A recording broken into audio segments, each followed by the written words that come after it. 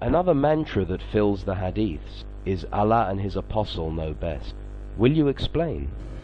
The above expression is repeated in the hadiths hundreds of times, implying and equating Muhammad with Allah in knowledge especially.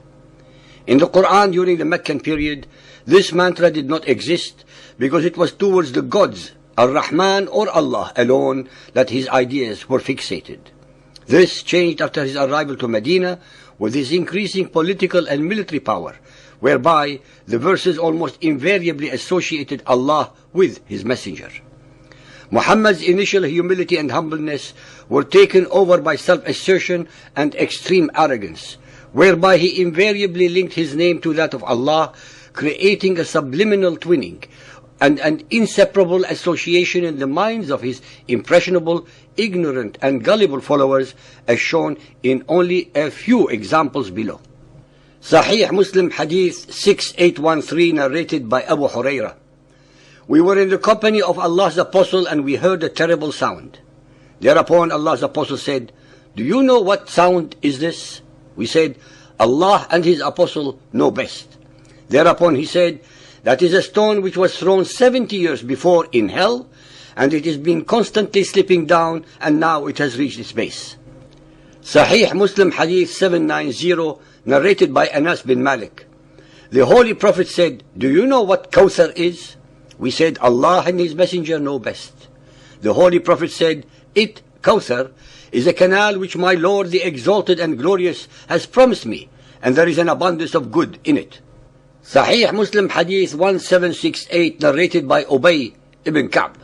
Allah Messenger said, "O Abu al-Mundhir, do you know the verse from the book of Allah which according to you is the greatest?" I said, "Allah and His Apostle know best." He again said, "Abu al-Mundhir, do you know the verse from the book of Allah which according to you is the greatest?" I said, "Allah, there is no God but He, the living, the eternal." Thereupon he struck me on my breast and said, "My knowledge be pleasant for you, O Abdul Mundhir." Al-Muwatta Hadith 13.4. The Messenger of Allah took the Subh prayer with us at Hudaybiyah after it had rained in the night. When he had finished, he went up to the people and said, "Do you know what your Lord has said?" They said, "Allah and His Messenger know best." Sahih al-Bukhari Hadith 7.850, narrated by Mu'ad bin Jabal. While I was riding behind the Prophet and between me and him there was only the back of the saddle, he said, "O Mu'ad." I replied, "Labbayka, O Allah's Apostle."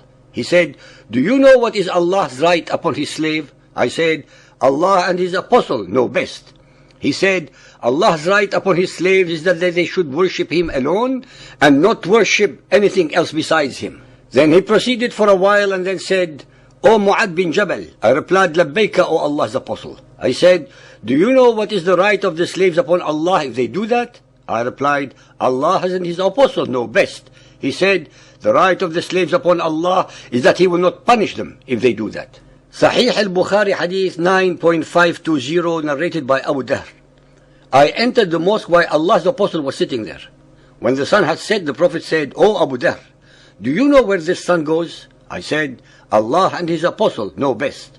He said, "It goes and asks permission to prostrate, and it is allowed, as if being ordered to return whence it came, then it will rise from the west." Al-Tirmidhi Hadith 259, narrated by Anas bin Malik. Allah Messenger said, "Do you know who is most generous?" They said, "Allah and His Messenger know best." Whereupon he said, "Allah is the most generous. Then I am most generous to mankind. And the most generous people after me would be those who will acquire knowledge and then disseminate it." Since neither Allah nor Gabriel ever addressed the followers of Muhammad, they, the gullible, superstitious and ignorant, had no choice but to accept Muhammad's statements as true, which of course they were not. The proofs that Muhammad was deceiving and betraying the trust of his followers are obvious from the very fact that his statements are totally self-serving and bereft of any logic, facts or knowledge. Muhammad is equal to Allah since Muhammad knows what Allah knows.